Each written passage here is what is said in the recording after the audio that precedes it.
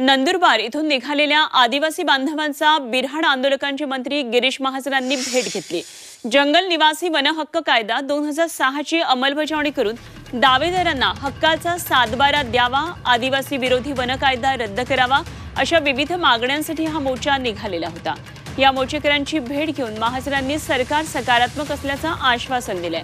आज याबाबत नाशिक जिल्हाधिकारी कार्यालयामध्ये बैठकही होणार आहे, त्यामुळे हे बिऱ्हाड आंदोलन आता मागे घेणार का याकडे लक्ष आहे।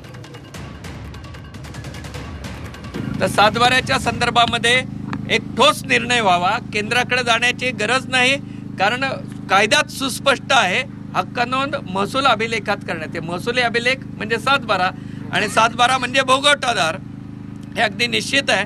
तर त्यामुळे या मागण्या वन हक्काबद्दलच्या आहेत, गायरान हक्क मिळाला पाहिजे याच्याबद्दलचा आहेत, पाण्याचं समन्वयी वाटप झालं पाहिजे।